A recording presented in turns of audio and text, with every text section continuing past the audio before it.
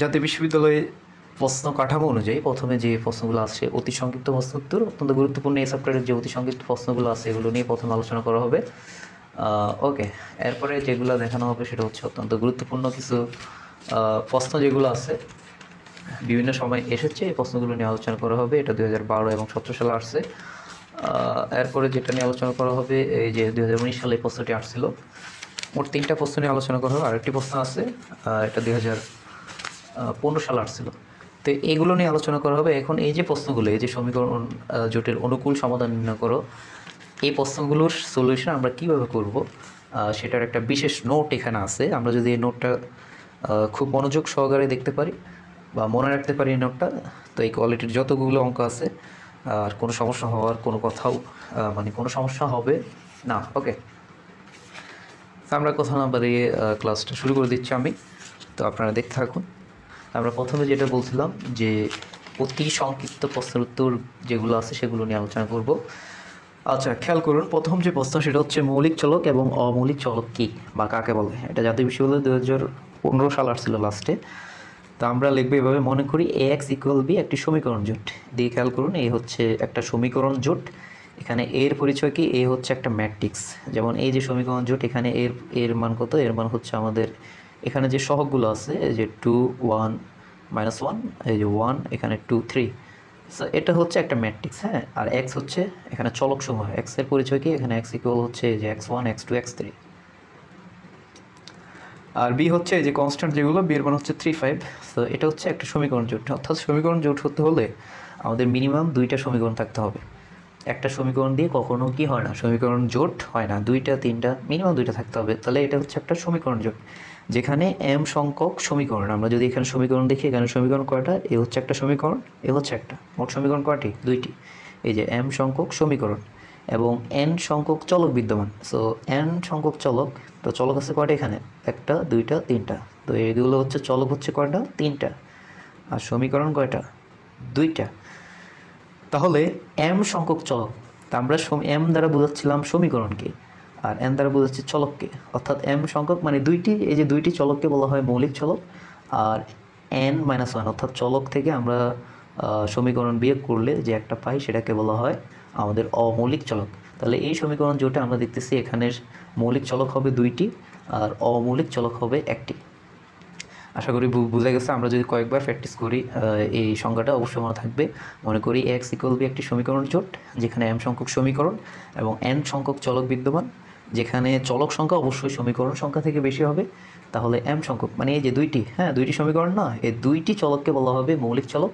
এবং চলক সংখ্যা থেকে আমরা সমীকরণ সংখ্যা থেকে বিয়োগ করলে যে চলকটা পাবো সেটাকে বলা হয়, অর্থাৎ একটি চলককে, এখানে এই সমীকরণ জোটের অনুযায়ী একটি চলককে বলা হয় অমৌলিক চলক।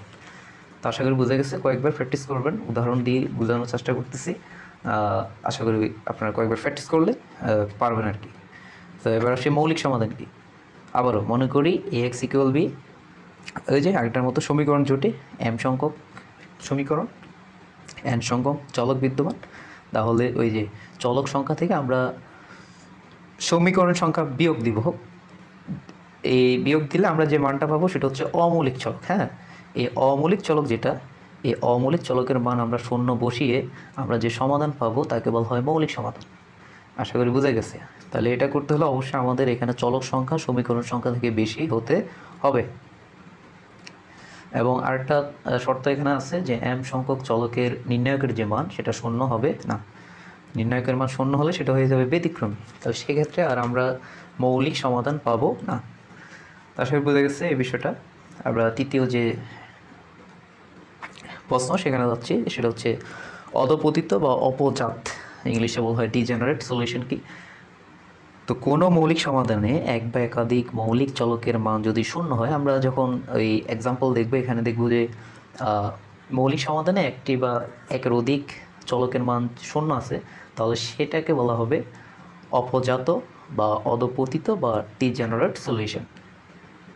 আর নন ডিজেনারেট সলিউশন কি, সেটা হচ্ছে এই যে কোনো মৌলিক সমাধানে, এই যে আমরা এটা লিখবো ডট মানে হচ্ছে কোনো মৌলিক সমাধানে, এখানে এক বা একাধিক ছিল আর এখানে হচ্ছে সকল সকল মৌলিক চলকের মান শূন্য যদি না হয় বা অশূন্য হয়, তখন সেটাকে বলা হয় নন ডিজেনারেট সলিউশন।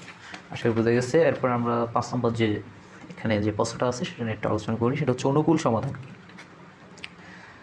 তো এটাও বিভিন্ন সময় আসছে, একটু খেয়াল করি সবাই, যে যদি কোনো সমীকরণ জোটের সমাধান সেটের সকল চলকের মান যদি পজিটিভ হয় বা ধনাত্মক হয়, তবে তাকে বলা হয় অনুকূল সমাধান বা অপটিমাম সলিউশন।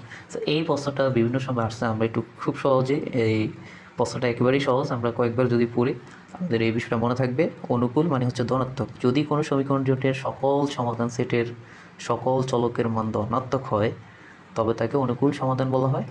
এবার আসে মৌলিক অনুকূল সমাধান।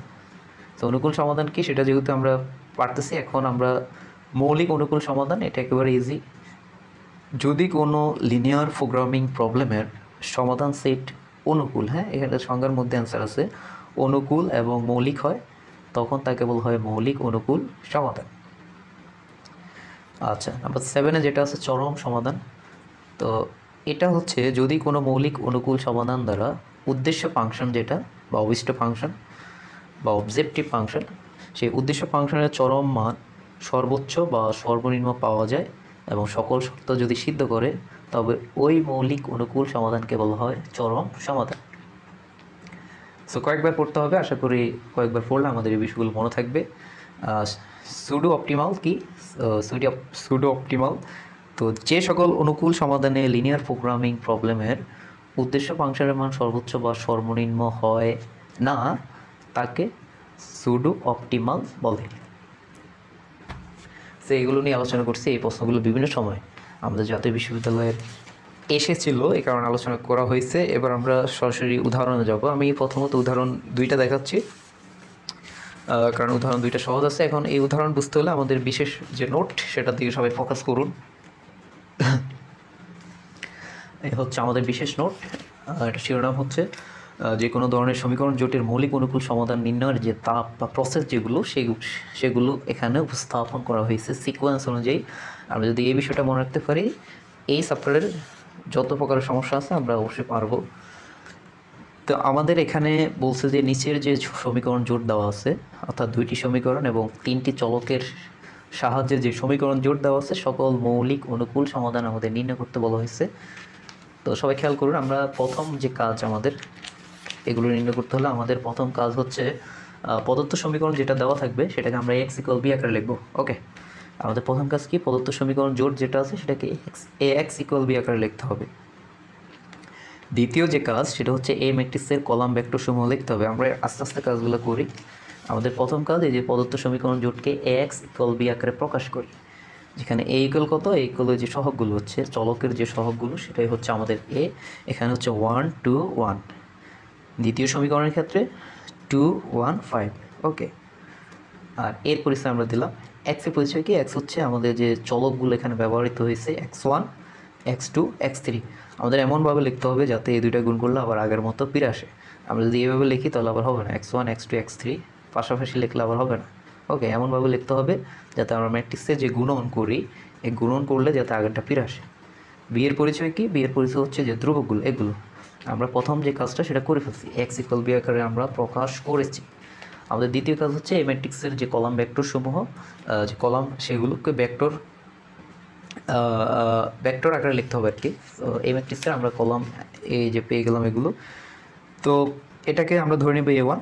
তো কলাম ভেক্টর সমূহ এটা হচ্ছে a1, এটাকে ধরে নেব আমরা a2, তো a2 হচ্ছে 2 1, আর এটাকে ধরে নেব আমরা a3, আমরা ধরে নিলাম। ওকে, তো আমাদের দ্বিতীয় যে কাজ সেটা কমপ্লিট, আমরা ভেক্টর সমূহ আমরা লিখলাম। তৃতীয় যে কাজ সেটা হচ্ছে এই ম্যাট্রিক্সের ক্রম হতে উপম্যাট্রিক্স সমূহ বের করতে হবে, অর্থাৎ এই ম্যাট্রিক্সের ক্রম কত সেটা থেকে আমরা উপম্যাট্রিক্সের কতটি হবে সেটা বের করে ফেলতে পারবো। সো এই যে ম্যাট্রিক্সটা এটা হচ্ছে 2/3 আকারের, অর্থাৎ এখানে কয়টি সারি, 2টি সারি এবং 3টি কলাম, এই কারণে এটা হচ্ছে 2/3 কলামের। তাহলে উপম্যাট্রিক্স হবে আমাদের আগে যে এটা কলাম সংখ্যাটা আগে লিখতে হবে 3c এরপরে 2। আমরা ক্যালকুলেটারে 3c2 যদি লিখি তাহলে দেখব 3 আসে, দেখাই দিই 3c2 হলো 3 শিফট c2, আমাদের 3 আসে, অর্থাৎ আমাদের উপম্যাট্রিক্স হবে এখানে কয়টি, 3টি। তো 3c2 মানে হচ্ছে 3টি। তো আমরা কি বলছিলাম, উপম্যাট্রিক্স সমূহ বের করতে হবে ওকে, এই ক্রমবর্তী উপম্যাট্রিক্স সময় আমরা বের করে নিলাম। উপম্যাট্রিক্স হবে 3টি এবং এদের আমরা নাম দিলাম B1, B2 এবং B3। আমাদের চতুর্থ যে কাজ, উপম্যাট্রিক্স সমূহের নির্ণায়কের মান বের করতে হবে এবং নির্ণায়কের মান যদি ব্যতিক্রমী হয় বা শূন্য হয় তাহলে এর কোনো মৌলিক সমাধান থাকবে না। এগুলো আমরা সংজ্ঞায় পড়ে আসছি। আর অব্যতিক্রমী হলে অবশ্যই তার মৌলিক সমাধান থাকবে।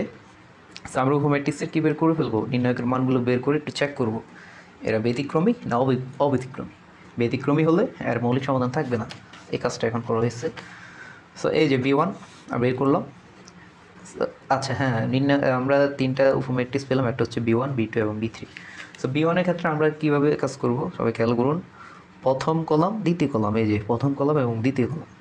B2 এর ক্ষেত্রে প্রথম কলাম এবং তৃতীয় কলাম নিয়ে কাজ করব। ওকে, এই যে প্রথম কলাম আর তৃতীয় কলাম 1 2 1 5। আর B3 ক্ষেত্রে 2 1 1 5, অর্থাৎ দ্বিতীয় কলাম এবং তৃতীয় কলাম। আশা করি এটা বুঝে গেছে। B1 এর ক্ষেত্রে এই যে প্রথম দুইটা, B2 এর ক্ষেত্রে প্রথমটা আর তৃতীয়টা, আর B3 ক্ষেত্রে এই যে দ্বিতীয়টা এবং তৃতীয়টা।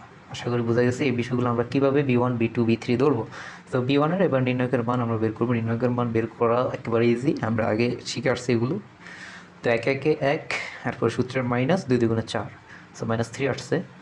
তো এখানে হচ্ছে 5 1 5 মাইনাস হচ্ছে 1, সরি 2 1 2, তাহলে এখানেও 3 আসছে। আর ছিল -3 এটা 3, আর এখানে হচ্ছে 10 মাইনাস হচ্ছে 1 মানে হচ্ছে 9। তো আমরা দেখতেছি একটাও হচ্ছে এখানে ব্যতিক্রমী নাই, অর্থাৎ সবগুলোর মানে শূন্য ছাড়া আসছে, অর্থাৎ সবগুলো হচ্ছে অব্যতিক্রমী। সুতরাং সবগুলো যেহেতু অব্যতিক্রমী এদের মৌলিক সমাধান রয়েছে, এগুলোই লেখা হয়েছে। সুতরাং B1, B2, B3 হচ্ছে অব্যতিক্রমী, এটা চেক করা হয়েছে, কোনোটা শূন্য আসে নাই। যেহেতু B1, B2, B3 অব্যতিক্রমী তাই এদের মৌলিক সমাধান রয়েছে, নিম্নে এদের মৌলিক সমাধান বের করা হলো। তো আমরা ইতিমধ্যে কয়টা কাজ করে ফেলছি, 4টা কাজ করে ফেলছি। এখন আমাদের পঞ্চম কাজ, হ্যাঁ, উপম্যাট্রিক্সের অমৌলিক চলকের যে মান সেটা শূন্য বসিয়ে নিম্নোক্ত উপায়ে আমরা সমাধান বের করতে হবে। আচ্ছা, উপম্যাট্রিক্সের অমৌলিক চলকের মান শূন্য বসিয়ে আমরা এই কাজগুলো করব। আমরা একটু অঙ্কটা দেখি, তাহলে আর স্পষ্ট ধারণা পাবো। আমরা B1 এর ক্ষেত্রে আমরা আগে মৌলিক সমাধানটা আগে বের করব। ওকে, তো B1 প্রথমে এটা ধরে নিয়েছিলাম আমরা আগেরটা, এই হচ্ছে B1। তো B1 ইকুয়াল এই যে এটা আর কি। আমরা যখন B1 কাজ করছিলাম, এই যে B1 সবাই খেয়াল করেন, প্রথমটা আর দ্বিতীয়টা, হ্যাঁ, প্রথম কলাম দ্বিতীয় কলাম, প্রথম কলাম এবং দ্বিতীয় কলামে কী আছে, x1 এবং x2। অর্থাৎ B1 এর ক্ষেত্রে মৌলিক চলক হচ্ছে x1 এবং x2। x3-র কোনো অস্তিত্ব B1 এ নেই, সুতরাং x3 হচ্ছে এখানে অমৌলিক চলক। আশা করি বোঝা গেছে। এই কথাগুলো এখানে লেখা হয়েছে। B1 ইকুয়াল এত, এর মৌলিক চলক হচ্ছে x1 x2, কারণ x1 এবং x2 নিয়ে কাজ করা হয়েছে, কলাম দুইটা নিয়ে, এবং x3 হচ্ছে অমৌলিক চলক, এবং যেটা অমৌলিক চলক সেটাকে শূন্য ধরতে হবে। সঙ্গের মধ্যেও দেখাইছিলাম যে অমৌলিক চলক যেটা শূন্য ধরতে হয়। তো এই কাজটা এখানেও লেখা হয়েছে, উপম্যাট্রিক্সে অমৌলিক চলকের মান শূন্য বসিয়ে নিম্নোক্ত উপায়ে সমাধান বের করতে হবে। এই যেটা তো অমৌলিক চলক যেটা, সেটাকে আমরা x3 ইকুয়াল 0 বসায় দেবো। ওকে, x3 যদি 0 বসায় সমীকরণে, তাহলে এই অংশটা থাকবে না, এই অংশটা থাকবে না।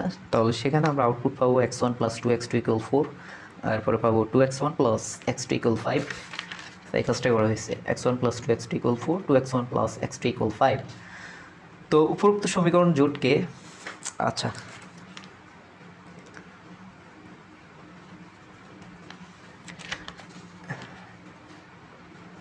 চলকের মান শূন্য বসিয়ে এই কাজটা আমরা করছিলাম। এরপরে এই উপায়ে বের করতে হবে, এই যে bx = b আকারে। আচ্ছা, এটা এখান থেকে বোঝাই, এখান থেকে বোঝাই, সমস্যা নেই, এটা লাগবে না আমাদের। তো উপরোক্ত সমীকরণ জোটকে b1x = b আকারে তুলনা করি। এটা এখানে লেখা হয়েছিল b1x = b আকারে তুলনা করি, যেখানে b1 এর পরিচয় হচ্ছে এই যে সহগ যেগুলো আছে 1 2 2 1 1 2 2 1, আর x এর পরিচয় হচ্ছে এখানে দুইটি চলক আছে x1 এবং x2, আর b এর পরিচয় হচ্ছে 4 এবং 5। তো যেহেতু b1x = b, এই যেটা ঠিক আছে, bx = b বা x ইকুয়াল মানে 1/b আর কি, 1/b কে লেখা যায় b ইনভার্স, আর এই হচ্ছে b।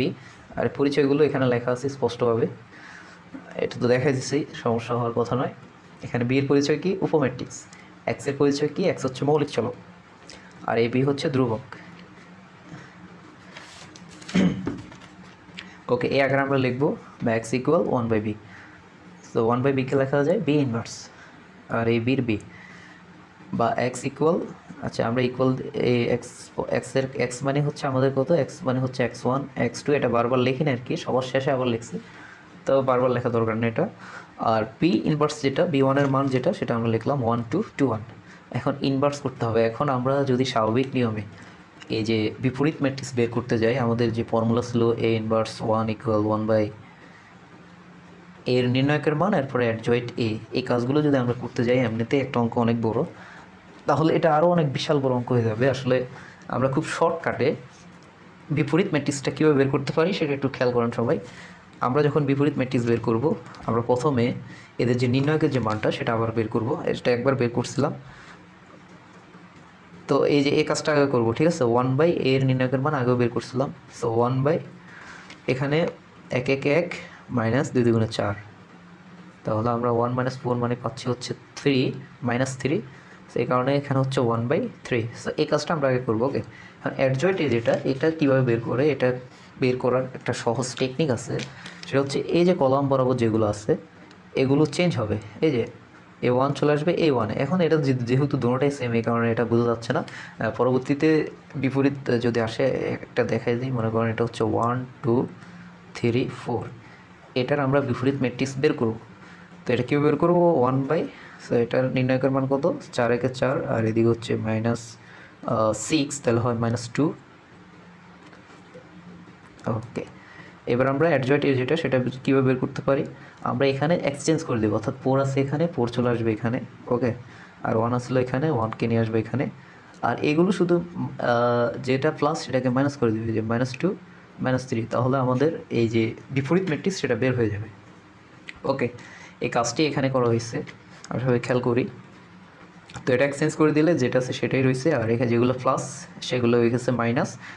তো সামনে আরও উদাহরণ আছে, এখানে না বুঝলে সামনে বুঝবেন, সমস্যা নেই। আর এটা সেম রয়েছে। এরপরে আমরা যে ম্যাট্রিক্সের যে গুণন, সেই কাজটা করলাম এখানে, ম্যাট্রিক্সের গুণন, এটার সাথে এটা গুণন। তো এটাও যদি না বুঝেন একটু রাফ করি। আমরা প্রথমে এখানে কলাম আছে যেহেতু একটা, এটাকে একবার লিখবো যে 1 -2 হচ্ছে 1, সো 1-এর সাথে 4 গুণ, এরপরে সূত্রের প্লাস, -2 এর সাথে আমাদের গুণ হচ্ছে 5, সো একইভাবে 4 আর প্লাস 1-এর সাথে হচ্ছে 5। এগুলো করলে আমরা যেটা পাবো 4 1 4, আর প্রথমটা যেহেতু এই কারণে দেখাচ্ছে আর কি একবার, এরপরে -10, আর হচ্ছে -8 প্লাস 5, তো এটা তো হয়েছে নাকি 4 - 10 -8 + 5। সো এই কাজগুলো আমরা এখানে করছি। তো -1/3, এরপরে এখানে হচ্ছে -6/3। তো অতএব আমরা এই যে x1 x বলতে x1 x2 যেটা, সেটা বোঝানো হয়েছে এখানে। এরপরে যেটা করা হয়েছে সবাই খেয়াল করুন, যে এখানে দেখাই, হ্যাঁ, -1/3, এই -1/3 সাথে একবার 6 গুণ, তাহলে হয় আমাদের -6/3, মানে হচ্ছে আমাদের এখানে আসে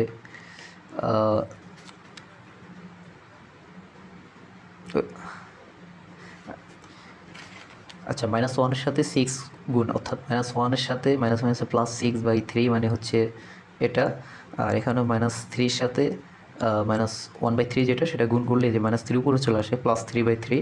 তো এটা ভেঙে করে দিচ্ছি, এই কারণে রাফ করি না আর কি। তো এখানে হচ্ছে আমাদের 2, আর এটাকে এটা দ্বারা ভাগ করলে হয় 1। তো অতএব x1 আমরা যেটা পেলাম সেটা হচ্ছে 2, ঠিক আছে। x1-এর মান হচ্ছে 2, এবং এই যে x1-এর মান হচ্ছে 2, এবং x2 যেটা, সেটার মান আমরা পেলাম 1। অতএব নির্ণয়ের সময় x3 যেটা, সেটা হচ্ছে আমাদের 0। তো নির্ণয়ের সমাধান x1 x2 x3 হচ্ছে 2 1 0। ওকে,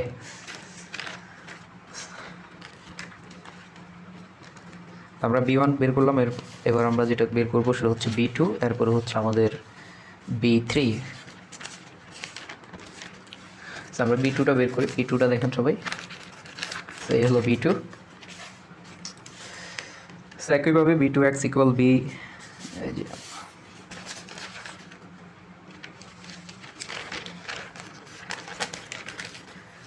এই যে এখানে দেওয়া আছে। ওকে,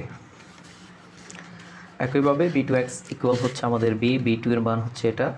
যখন আমরা b2 কাজ করছিলাম, b2 হচ্ছে এই প্রথম কলাম এবং তৃতীয় কলাম। ওকে, তো অর্থাৎ এখানে মৌলিক চলক হচ্ছে x1 এবং x3, এবং অমৌলিক চলক হচ্ছে x2। এই কথাগুলো এখানে উপস্থাপন করা হয়েছে।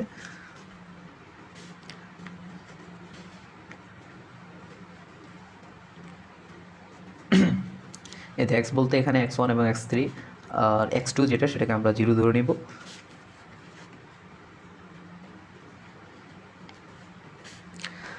তো সরাসরি এখানে b2 যেটা সেই b2 বসানো হয়েছে এবং এর ইনভার্স আর হচ্ছে b। এরপরে ওই যে আগের মতো এখানে একটু চেঞ্জ দেখেন যে এখানে কীভাবে চেঞ্জ হয়েছে। 1/, আচ্ছা 1/, এখানে হচ্ছে যে 5 থেকে 5 মাইনাস হচ্ছে 2 একে 2 হয় 3। আর এখানে কীভাবে চেঞ্জ হয় সেটা আবার একটু দেখা দিই। 5 চলে আসবে 1-এর জায়গায়, ঠিক আছে, আর 1 চলে আসবে 5-এর জায়গায়। আর এগুলো জাস্ট চিহ্নের চেঞ্জ আছে, +1 -1 +2 যেটা সেটা হচ্ছে -2। আর বি এর মান বসানো হয়েছে 4 5। ওকে, তারপরে যে ম্যাট্রিক্সের গুণন 1/3, আর এগুলো ক্যালকুলেশন করা হয়েছে সেম ক্যালকুলেশন। তো 15, এই যে 15/3, এরপর হচ্ছে -3/3। তাহলে x1 এর মান আমরা পাচ্ছি 5, আর x3 যেটা সেটা আমরা পাচ্ছি 3। তো x1 হচ্ছে 5, x3 হচ্ছে -1, আর x2 যেটা সেটা হচ্ছে এই ক্ষেত্রে 0। ওকে, x2 কেন 0? কারণ x2 হচ্ছে অমৌলিক চলক, এই কারণে। b2 এর ক্ষেত্রে আমরা যে কাজগুলো করছিলাম সেটা হচ্ছে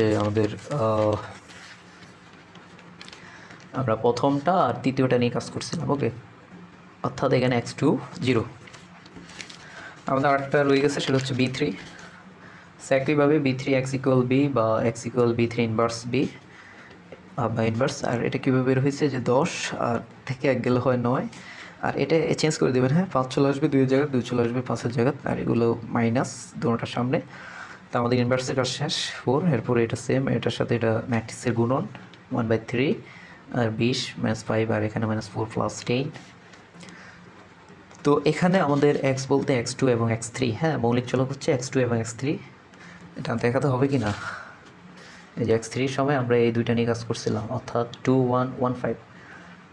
তাহলে b3 এর ক্ষেত্রে আমরা দ্বিতীয় কলাম এবং তৃতীয় কলাম নিয়ে কাজ করছিলাম। সুতরাং প্রথম যে কলামটা আছে সেটা হচ্ছে আমাদের অমৌলিক চলক, অর্থাৎ x1 হচ্ছে অমৌলিক, তাহলে x2 এবং x3 হচ্ছে মৌলিক। তো এই কাজগুলো করা হয়েছে এখানে। তো x2 এবং x3 এর মান আমরা যেটা পেলাম, তো 15-রে 9 দ্বারা ভাগ, আবার 6-রে 9 দ্বারা ভাগ, তো হচ্ছে 5/3, আর এটা হচ্ছে 2/3। তাহলে x2 এর মান আর x3 এর মান হচ্ছে এটা। আর x1 যেহেতু অমৌলিক, এটার মান হচ্ছে 0। তাহলে এখানে সকল মৌলিক সমাধান আমরা 3টা পেলাম, এই যে 3টা মান। তো যার মধ্যে এই যে নেগেটিভ যেহেতু মানটা, এটা হচ্ছে অনুকূল সমাধান নয়। সুতরাং প্রদত্ত সমীকরণ জোটের মৌলিক অনুকূল সমাধান হচ্ছে এটা এবং এটা। b2 এর ক্ষেত্রে আমরা নেগেটিভ মান যেহেতু পেয়েছি, এই কারণে এটা হচ্ছে অনুকূল সমাধান নয়। বাকি যে দুইটা আছে সেটা হচ্ছে মৌলিক অনুকূল সমাধান। একই কোয়ালিটির দ্বিতীয় যে প্রশ্নটা সেটা একটু দেখেন সবাই।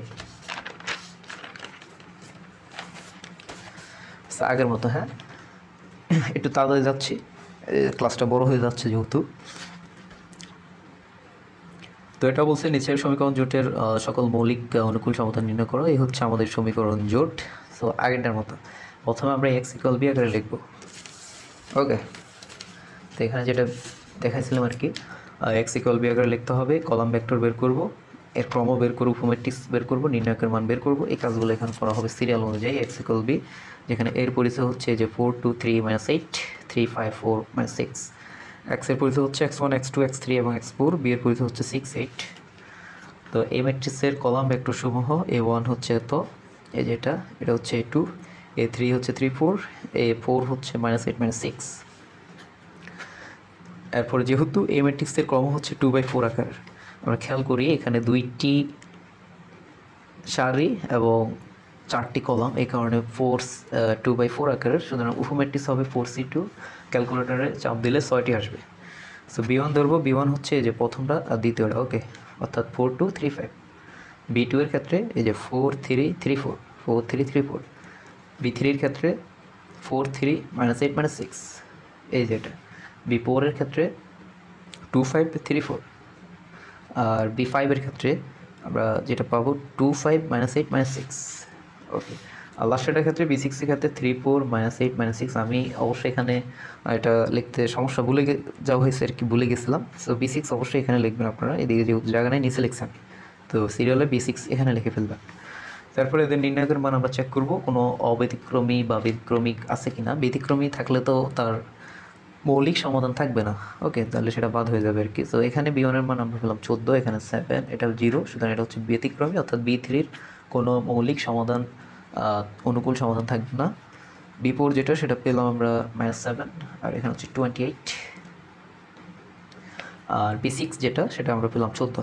তো এগুলো বের করার পর এইগুলো একটা লিখবেন, যেহেতু বি3 ব্যতিক্রমী ম্যাট্রিক্স, সুতরাং এর কোনো মৌলিক সমাধান নেই। তাই বি1, বি2, বি4, 5 এবং 6 এর মৌলিক সমাধান নিচে বের করা হলো আগের মতো। হ্যাঁ, তো বি1 এর ক্ষেত্রে যেটা ধরছিলাম আর কি, এটা লেখা হয়েছে এখানে মৌলিক হচ্ছে যে x1 এবং x2, প্রথম দুইটা কলাম নিয়ে কাজ করছি, বাকি যে দুইটা কলাম আছে সেগুলোর মান হচ্ছে 0, অর্থাৎ x3 এবং x4। বাকি যে দুইটি কলাম আছে সেই কলাম দুইটির চলকের যে মান সেটা আমাদের 0 ধরতে হবে, এটা নিয়ম। তো তাহলে আমাদের যে সমীকরণ সেটা হচ্ছে, আমরা এই যে আবার একটু দেখেন, x3 x4 এর মান 0 যেহেতু, অর্থাৎ 4x1 + 2x2 = 6, 3x1 + 5x2 = 8, এই কাজটা এখানে করা হয়েছে। 6 আর হচ্ছে 8, উপরোক্ত সমীকরণ জোটকে b1x = b আকারে তুলনা করি। তো এখানে b1 মানে হচ্ছে 4 2 3 5, আর x বলতে x1 x2, b মানে হচ্ছে 6 8। তো যেহেতু b1x = b বা x = b inverse b, inverse আগেও দেখাইছি, তাহলে 1/, এটার নির্ণয়কের মান হচ্ছে 14, 4 + 20 - 6 মানে হচ্ছে 14। আর এটা কীভাবে চেঞ্জ হয়, এই যে 5 চলে আসবে 4 এর জায়গায়, 4 চলে আসবে 5 এর জায়গায়, এই যে 5 এখানে চলে আসছে, 4 এখানে চলে আসছে, আর এগুলো জাস্ট চিহ্নেরগুলো চেঞ্জ হবে। ওকে, আর 6 8 এরপরে যে ম্যাট্রিক্সের গুণন বা x = আমরা এটা ক্যালকুলেশন করলে আমরা এখানে 14 পাচ্ছি। তো 14কে 14 দ্বারা ভাগ করলে আমরা 1 পাই, সেমভাবে এখানে 1, তাহলে x1 = 1, x2 = 1, আর x3 = 0, x4 = 0। ওকে, তো আমরা প্রথমটা বের করে ফেলছি, আমাদের অনেকগুলো বের করতে হবে, এই কারণে একটু দ্রুত যাচ্ছি। একইভাবে b2x যেটা সেটা আমরা লিখবো, এখানে মানগুলো বসানো হয়েছে। বি2 এর ক্ষেত্রে যে দুইটি কলাম নিয়ে কাজ করছিলাম, প্রথমটা আর তৃতীয়টা, অর্থাৎ প্রথম মৌলিক চলক হচ্ছে x1 এবং x3, বাকি যে দুইটা আছে সেগুলো হচ্ছে অমৌলিক। তো b2x = এটা, এবং এরপরে আমরা এটা এখানে আবারও দেখেন, এটা হচ্ছে এটা 16 থেকে 9 গেলে হয় 7, আর এখানে এটা চেঞ্জ হবে। হ্যাঁ, 4 চলে আসবে, দুইটা যেহেতু সেম একই রয়েছে, আর এখানে -3 আর এটা 6 8, এখানে কোনো বাই নাই, এটা হচ্ছে 6 8। ওকে, তারপর এটার সাথে এটা গুণন, ম্যাট্রিক্সের গুণন, এবং এটা হয়েছে 1/0, 0 14 হয়েছে। তো 0-রে 7 দ্বারা ভাগ করলে হয় 0, 14কে 7 দ্বারা ভাগ করলে হয় 2, তাহলে x3 1 এর মান পেলাম 0, এবং x3 যেটা সেটার মান আমরা পেলাম এই যে 2।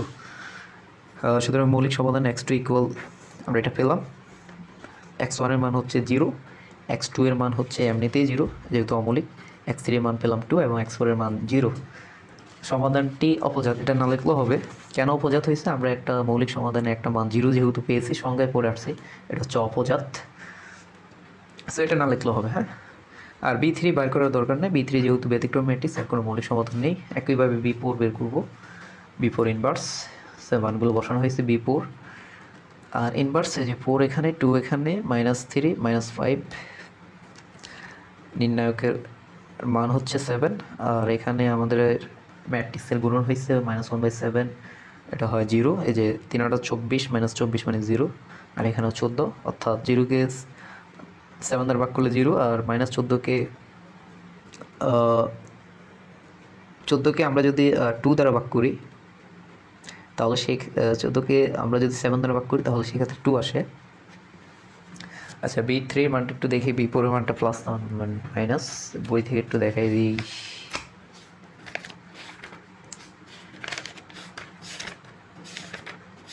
ওকে,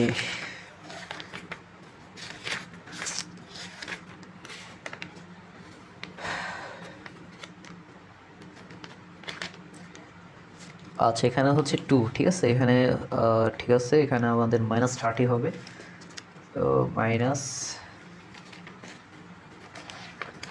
ঠিক আছে, এটা -14। হ্যাঁ, -14, তাহলে এটা হচ্ছে মাইনাস মাইনাসে প্লাস, অর্থাৎ -14 মাইনাসে +14কে 7 দ্বারা ভাগ করলে 2 হয়, +2, ঠিক আছে। তো এখানে একটু ভুল হয়েছে, -14 ঠিক করে নেবেন সবাই, অর্থাৎ -30 + 16, তাহলে -30 + 16, তাহলে থাকতেছে -14। তাহলে আমরা মানগুলো পেলাম, x2 এর মান হচ্ছে 0, এই যে 0, আর x3 যেটা সেটা পেলাম 2, আর বাকি যেগুলো অমৌলিক সেগুলোর মান তো অবশ্যই 0। তো এই সমাধানটিও অধপতিত, এটা না লিখলেও হবে। কেন অধপতিত, যে একটা মান যেহেতু 0 চলে আসছে এই কারণে। ওকে, একইভাবে আমরা b5 বের করবো, b5x = b, তো মানগুলো বসানো হয়েছে আগের মতো, আর এখানে আমরা ইনভার্স করছিলাম, তো এখানে হচ্ছে আমাদের এই যে এগুলো চেঞ্জ হবে, -6 এখানে আসবে, 2 আসবে এখানে, আর এগুলো চেঞ্জের পরিবর্তন হবে, অর্থাৎ +8 আর -5, আর এগুলো হচ্ছে মান x2 x4, x বলতে x2 এবং x4 নিয়ে আমরা এখন কাজ করতেছি। তারপরে ওই যে ম্যাট্রিক্সের গুণন, 28কে 28 দ্বারা ভাগ করলে 1 হয়, আর 14কে -14কে আমরা যদি 28 দ্বারা ভাগ করি তাহলে পাচ্ছি -12। তো x1 এর মান পাচ্ছি 1, x4 এর মান পাচ্ছি -12। সো এই লেখাটা কিন্তু এখানে লেখা হয়নি, এই লেখাটা লিখে আমরা এইখানে চলে আসবো। সুতরাং মৌলিক সমাধান x5 = 0 1 0। তো x1 এর মান হচ্ছে 1, x4 এর মান হচ্ছে -12, এ হচ্ছে x1 এর x2 এর মান হচ্ছে 1 আর x4 হচ্ছে -12। তো x2 হচ্ছে 1, x4 হচ্ছে -12, আর বাকি যেগুলো হচ্ছে অমৌলিক সেগুলোর মান হচ্ছে আমাদের 0 1 এবং 3, যেটা যা অনুকূল নয়, কারণ এখানে আমরা নেগেটিভ মান পাচ্ছি, -12 পাচ্ছি। কেন অনুকূল নয়? যেহেতু x4 = -12 নেগেটিভ মান। তারপর আমরা x6 বের করবো একইভাবে, x = b বা x = b6 ইনভার্স। তো b6 ইনভার্স আর এদিকে হচ্ছে b, আমরা যে মানগুলো আছে এগুলো বসানো হয়েছে, তো ইনভার্সের কাজ করা হয়েছে, যে -6 উপরে 3 নিচে, আর এখানে যেটা মাইনাস সেটা প্লাস, যেটা প্লাস সেটা মাইনাস, গুণন। আমরা ফাইনালি যে মানটা পেলাম x3 এর মান 2, x4 এর মান হচ্ছে 0। সো x3 এর মান 2, x4 এর মান 0, বাকি যে দুইটা আছে সেটা যেহেতু অমৌলিক অবশ্যই 0 হবে। সমাধানটি এটাও অপোজাত, যেহেতু একটা মান 0 চলে আসছে। সুতরাং ফাইনালি আমরা কী লিখবো? সুতরাং মৌলিক অনুকূল সমাধান x1 প্রথমটা ধরে নিলাম, এটা হলো x2, x3 তো বাদে, x4 আর x5 লিখে নেই, যেহেতু এটা অমৌলিক মানে অনুকূল নয়। হ্যাঁ, x5 এর ক্ষেত্রে এটা নেগেটিভ মান যেহেতু আসছে, এটা হচ্ছে কি নয়, অনুকূল নয়। তো এটা পরে লেখা হয়েছে অবশ্যই, এবং x6 এবং মৌলিক অনুকূলহীন সমাধান, মৌলিক সমাধান ঠিক আছে, কিন্তু এটা হচ্ছে অনুকূলহীন সমাধান, এটার মান হচ্ছে এটা। লাস্ট একটা প্রশ্ন নিয়ে আলোচনা করব, এটা হচ্ছে একেবারে সহজ প্রশ্ন। এটা প্রশ্ন দেখে আমরা অ্যান্সার বলে দিতে পারি, এরকম একটা প্রশ্ন হচ্ছে এটা, মানে অ্যান্সার কি এটা প্রমাণ করতে বলছে, তারা অ্যান্সার দিয়ে দিছে আর কি। আমাদের x1 এর মান দিয়ে দিছে এখানে 2, x3 এর মান দিয়ে দেওয়া হয়েছে এখানে 1, ওকে, আর x2 এর মান দিয়ে দেওয়া হয়েছে এখানে কত, 0। সুতরাং x2 এর মান যেহেতু 0, সুতরাং বলাই যাচ্ছে এখানে x2 হচ্ছে অমৌলিক চলক, x1 এবং x3 নিয়ে আমাদের কাজ করতে হবে।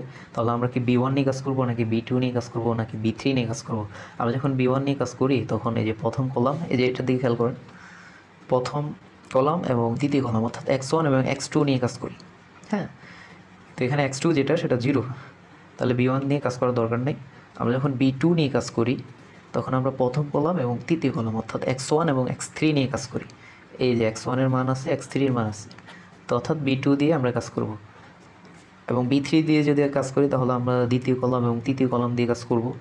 তো দ্বিতীয় কলামে x2 আছে, তো এটার মান যেহেতু 0, তাহলে তার হলো না। তাহলে আমরা এই প্রমাণ অনুযায়ী, হ্যাঁ, আমরা প্রথমে প্রদত্ত সমীকরণ জোটকে x = b আকারে তুলনা করব আগের মতো।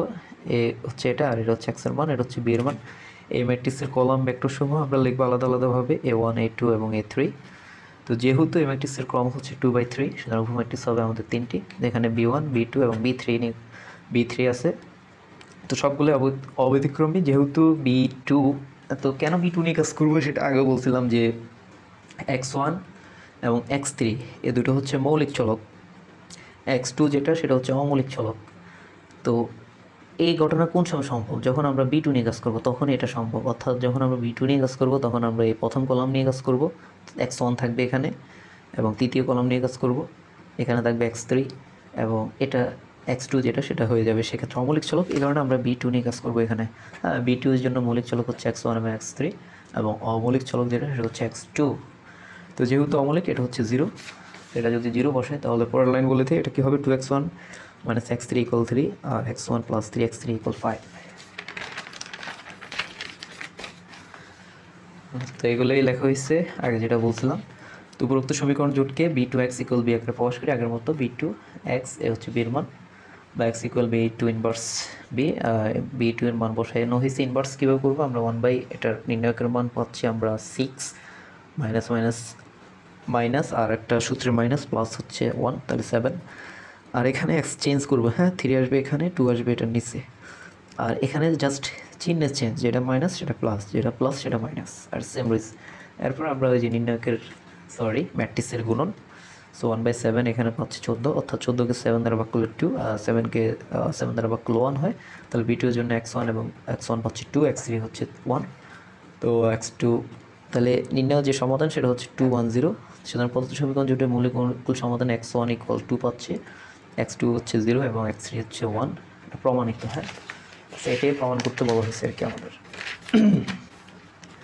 তো এটাই প্রমাণিত, আশা করি সবাই বুঝতে পারছেন বিষয়গুলো।